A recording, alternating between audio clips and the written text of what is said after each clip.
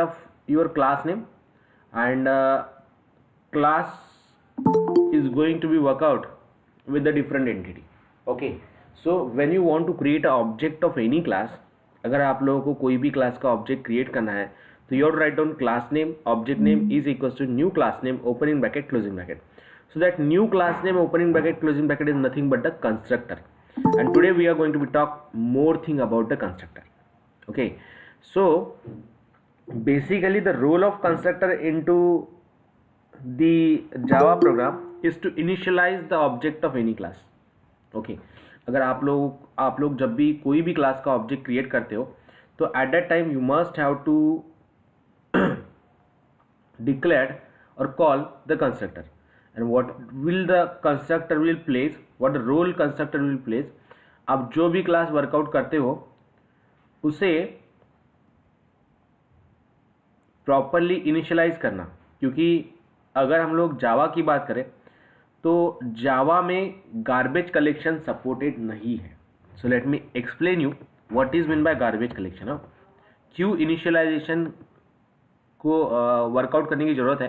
तो बेसिकली देखिए, अगर मैं एक प्रोग्राम सी में लिखूँ like this hash include stdio.h, okay, then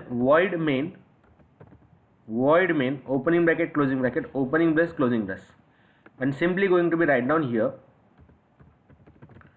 printf in bracket double quotes, or let's see here I declared one variable integer a semicolon, and write down here printf %d comma a comma and of a. So what is the output of this program guys? क्या output आएगा ये program का? Yes sir, garbage value, right. It just give us a garbage value यानी जब हम variable A को create करते हैं, so on to the RAM as we are going to be work out to store the data. जैसे RAM पे अगर हम लोग कोई डेटा स्टोर करते हैं तो रैम पे जब भी डेटा स्टोर्ड होता है तो एक एड्रेस उससे अलॉट होता है. Okay, that address is nothing but A. इसे कुछ तो भी एड्रेस मिला है और ये एड्रेस में कुछ तो भी वैल्यू होती है. There are the certain values at this address. तो बेसिकली जब हम वेरिएबल को क्रिएट करते हैं तो बाय डिफॉल्ट उसमें कुछ भी वैल्यू नहीं है, इसे मैंने कोई वैल्यू अलॉट नहीं की है. It means that I not write down here is equals to 90 is equals to 20 और एनीथिंग. अगर मैं integer a is equals to कुछ तो लिखता था, okay, if I write down integer a is equals to 30 और 40 और 50 लाइक दिस, तो व्हाट इज हैपेंड, क्या होता था, ये a नाम का एक वेरिएबल क्रिएट होता था और a नाम का वेरिएबल क्रिएट होने के बाद उसमें ये चीज़ें वर्कआउट होती थी. तो अब मुझे क्या करना है, printf %d comma end of a, printf double quotes %d comma end of a workout करना है. तो यहाँ पे क्या होगा, a नाम के वेरिएबल को मेमोरी अलॉट होगी, लेकिन मेमोरी में सिर्फ मेमोरी अलॉट होगी, उसे कोई वैल्यू नहीं मिलेगी. गाइस ध्यान में आ रहा है क्या बोल रहा हूँ? ऐसा नो? Yes sir. a में सिर्फ मेमोरी अलॉकेट होंगी, उसमें कुछ वैल्यू अलॉट नहीं होंगी. तो what is the thing going to be happen in that, by default आपका कंपाइलर उसमें कुछ वैल्यू पुट कर देता है और वो वैल्यू जो है उसे हम लोग कहते हैं garbage value. We call it as an garbage value. अब अगर सेम प्रोग्राम जैसे हम लोगों ने यहाँ पे सिर्फ वेरिएबल को डिक्लेयर किया है और डिक्लेयर करने के बाद मैं उसे प्रिंट कर रहा हूँ, मैंने वेरिएबल को डिक्लेयर किया है और मैं उसे प्रिंट कर रहा हूँ, तो in that case how we can work out, how we can proceed, ये केस में हम लोग कैसे वर्कआउट करेंगे, कैसे प्रोसीड करेंगे. So see to go for this, यहाँ पे अगर मुझे वर्कआउट करना है तो here I just going to create a class. एक क्लास क्रिएट करता हूँ, let's say hello world again, opening brace closing brace, going to declare the variable taking the method void main in bracket public static void main in bracket string args in bracket string args opening brace closing brace, opening brace closing brace, and going to declare one variable here, integer a is equals to और integer a semicolon. Okay, save करता हूँ programme को as usual जैसे हम लोगों ने इसके पहले सेव किया है, hello world डॉट जावा नाम से, and let's check what is the output we are getting. So will it compile, will it execute, or what type of error it is going to be raised. So going to write down d colon java c hello world dot java and then java hello world. देखिए compilation done successfully. Now what the output I am getting, it is get compiled. ये क्या हुआ, compile हुआ, क्योंकि जो variable हम लोगों ने डिक्लेयर किया था, अब जैसे आप लोगों को C में गार्बेज वैल्यू मिलती है, now I am going to access this one and let's check what we are getting exactly into the output. अगर मैं वेरिएबल को इनिशियलाइज नहीं करता हूं तो बाय डिफॉल्ट मुझे आउटपुट में क्या मिलता है, see it cause an error static variable, इसे मैं स्टैटिक डिक्लेयर कर देता हूं. Now let's check will it compile और not. So see, compilation done successfully, execution done successfully, and what is the default value it is given? It is given a default value 0. अब ये मैंने static declared किया इसीलिए ये सब चीजें perform हुई. Now I go for non-static variable. Okay, variables में भी बहुत अलग अलग टाइप के variables होते हैं. Okay, so that is static and non-static. पहले C के प्रोग्राम में listen to me carefully. जो मैंने आपको C का प्रोग्राम बताया था उसमें मैंने वेरिएबल को मेन मेथड के अंदर लिखा था, और ये जावा प्रोग्राम में भी मैंने वेरिएबल को मेन मेथड के अंदर ही लिखा है. So in C program I not get any error, I will get a garbage value. Clear guys? In C program I will not get any error, I will get garbage value. Clear ना? Is it clear guys? Yes or no? Yes, sir. Okay, and if here we are going for variable initialization, और यही programme हम लोग जावा में अगर workout करते हैं तो it raise an compile time error that variable might not have been initialized. Variable initialize नहीं हुआ है, वेरिएबल इनिशियलाइज नहीं हुआ है. इसका मीनिंग क्या है? What is the meaning of this? इसका मीनिंग ये है कि जैसे C में बाय डिफॉल्ट कंपाइलर ने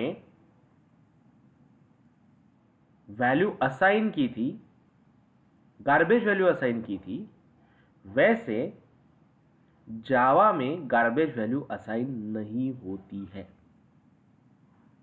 clear guys? Is it clear? ऐसा no guys, am I audible to all of you? Yes, sir. Have you clear what I want to say? ये सभी को clear? Yes, sir. Okay ना? So what is the meaning of this? Java doesn't support a garbage collection. Okay, Java garbage collection को support नहीं करता है. Okay, Java garbage collection को support नहीं करता है. That is a big thing we have to work out. Cleared all of you? Have you clear? Got it, no? So no. Okay. So big point you have to keep into your mind. अगर इस तरीके का programme आता है, objectives में इस तरीके का जब प्रोग्राम आता है तो उसमें बेसिकली आप लोग टिक कर देते हो गार्बेज वैल्यूज को. But keep this thing into your mind, it doesn't support a garbage collection. Okay, it doesn't support a garbage collection. ये गार्बेज कलेक्शन को सपोर्ट नहीं करता है. Got it now? क्लियर? अच्छा no?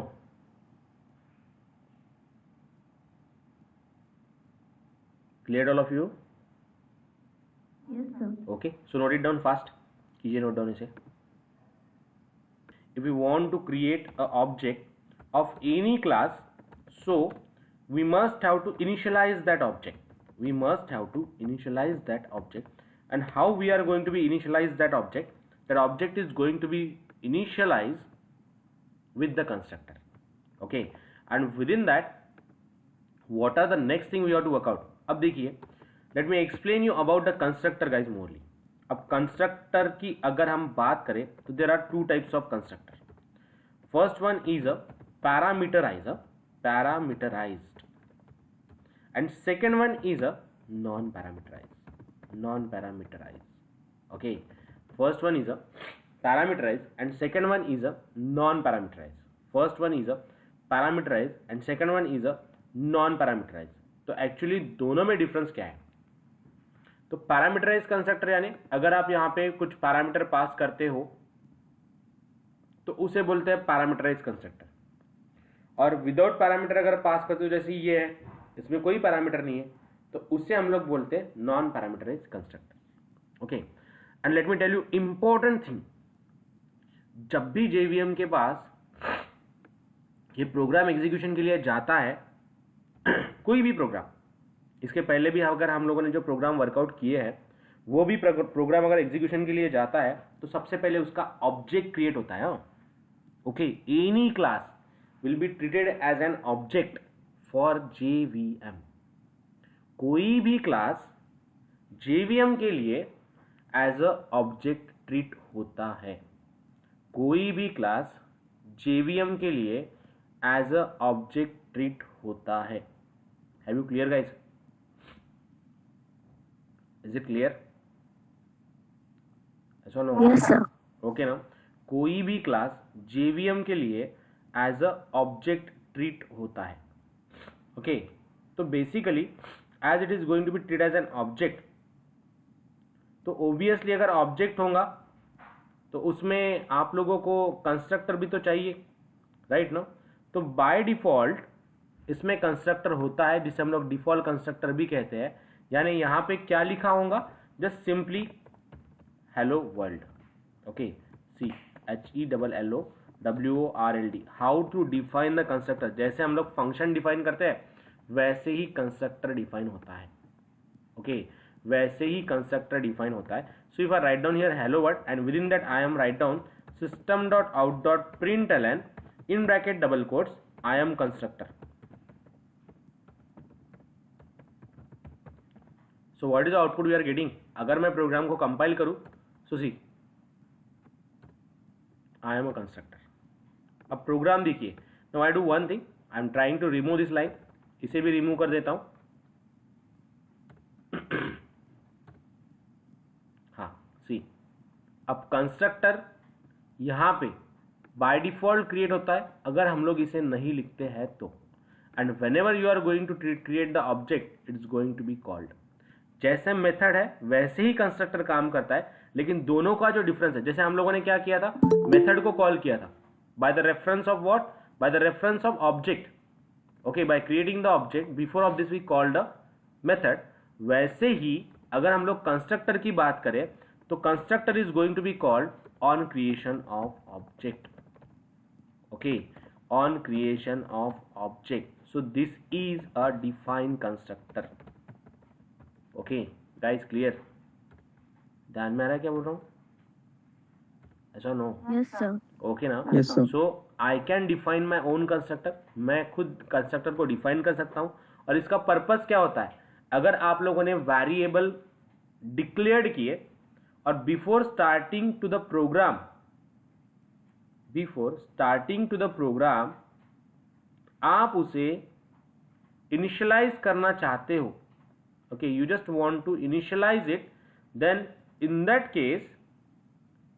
Case we can just work out with this. Okay, वो case में हम लोग यहाँ पे कंस्ट्रक्टर के थ्रू वो वेरिएबल को इनिशियलाइज कर सकते हैं. Have you clear? Clear guys? Yes, sir. Yes, sir. Cleared all of you? That is the way we can execute. That is the way we can work out. Okay. Got it now? So note it down fast, properly. कीजिए workout, कीजिए note down. What is the way we have to execute? Constructor means what? Constructor is nothing but a thing which is going to be initialize the object, which is used to initialize the object. Work out. Note it down. What is meant by constructor?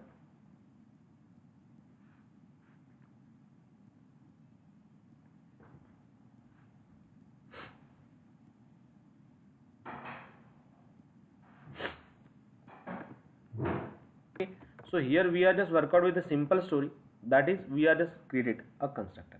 Okay, अब ये जो constructor है ये कैसे work out होता है, किस तरीके से वर्कआउट होता है, let me explain you.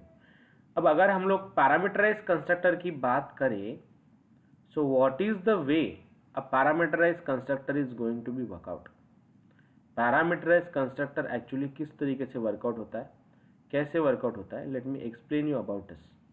So see here, parameterize constructors are going to be work out like अगर मैं इसमें पास करूं इंटीजर a, ओके, इसमें अगर मैं पास करूं integer a, so this is a parameterize constructor. Okay guys, ये हो गया हमारा parameterize constructor. Okay, and if I want to define a parameterize constructor here, जैसे मेथड्स थी, दो मेथड्स, एक पैरामीटराइज एक non parameterize. A method with parameter is a parameterize method, without parameter non parameterize method. तो यहाँ पे ये जो हमें आउटपुट में मिल रहा है, यहाँ पे जो कंस्ट्रक्टर हमें वर्कआउट हम लोग यहाँ पे कर रहे हैं वो है नॉन पैरामीटराइज कंस्ट्रक्टर. अब यहाँ पे मैं पास कर रहा हूँ पैरामीटराइज कंस्ट्रक्टर को. तो बेसिकली पैरामीटराइज कंस्ट्रक्टर को अगर हम लोग वर्कआउट करना चाहते हैं, so here I am just going to define one more constructor again, see hello world, in bracket I am just going to be write down here integer a1, opening brace closing brace, and just going to be write down again system.out.println I am constructor 2. So let's compile the program. What it says, semicolon expected, where the semicolon expected, where it is missing, opening brace closing brace, system.out.println I am constructor 2 integer. Check for the error guys, where it is missing, semicolon है यहाँ पे भी है error, class expected integer a, yeah, okay, here I need to pass not a integer, here I have to pass the value. Okay, integer values को मैंने यहाँ पे पास किया है. So see what is output we are getting, I am constructor 2. Clear, ध्यान में आ रहा है, ऐसा नो? Yes sir. ओके ना? Yes sir. Here what is the thing I am going to be work out, I am just going to be execute the simple way. अगर हम लोग कोई भी कंस्ट्रक्टर के इसमें एक वेरिएबल पास करते हैं, एक वैल्यू पास करते हैं, और उसे अगर हम लोग उस तरीके से डिफाइन करते हैं, तो it just going to be define like as an parameterized constructor. So अब जैसे आपके पास दो मेथड थी with same name but different parameter, a method with the same name but different parameter called as